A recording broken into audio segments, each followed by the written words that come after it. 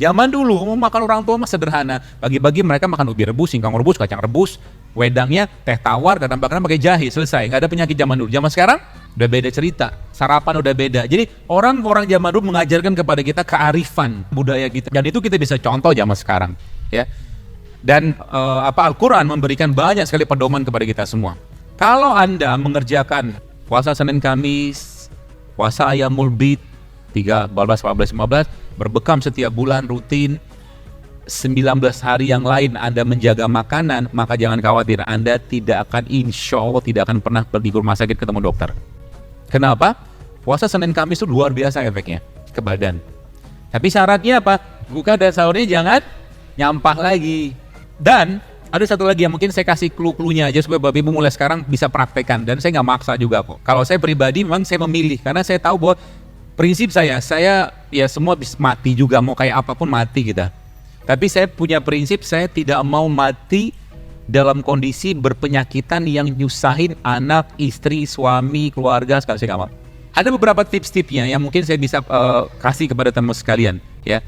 Yang pertama tadi, mulailah untuk membiasakan jangan sering makan. Biasakan tubuhnya untuk lebih banyak laparnya. Biasakan tubuh lebih banyak. Sekali makan berkualitas tapi tidak banyak juga, cukup. Nanti tubuhnya akan menjadi tanda kutip singa lapar. Dia akan membersihkan yang tidak penting dalam badan, dia akan membuang radikal bebas, dia akan membongkar lemak segala macam. Jadi berat badan itu hanya sebuah efek samping saja sebenarnya. Yang kurus apakah sehat? Belum tentu juga. Karena indikatornya adalah vitalitas. Ada orang gemuk gak fit, ada orang kurus gak fit juga, sama. Kita yang tahu badan kita. Kapan harus makan, kapan harus puasa, kapan harus berhenti, kita yang mengendalikan. Siapa di sini yang suka durian? Nanti kalau makan durian, cobalah makan duriannya 1 biji aja. Buat apa fungsinya? Sebenarnya bukan masalah jumlahnya, tapi kemampuan kita menahan nafsu. Nasi juga sama.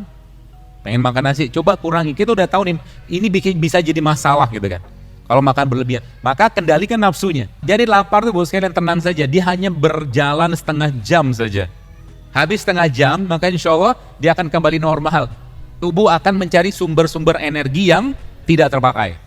Itu yang pertama. Lalu yang kedua Pak, Indonesia kaya dengan rimpang-rimpangan. Ada jahe, ada kencur, ada macam-macam, ada temulawak gitu, rimpang-rimpangan. Yang rimpang itu buahnya dari tanah, rimpang. Maka itu jadikan sebagai minuman harian Anda mulai sekarang. Kalau usah ribet-ribet, misalkan Anda punya kunyit itu Anda potong. Anda mungkin ambil kunyit segini, satu potong atau satu slice begini, pas mungkin, potong-potong kecil, masukkan ke dalam air, tunggu 6 jam, nanti 6 jam kemudian Anda minum air tadi. Maka air kunyit tadi, rendaman kunyit tadi akan banyak sekali manfaat di badan.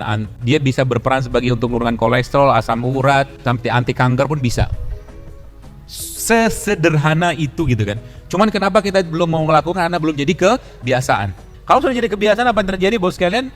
Ya kita justru malah senang dengan hal seperti itu. Saya kadang-kadang khilaf juga. Tiba-tiba kemakan gula pasir gitu kan.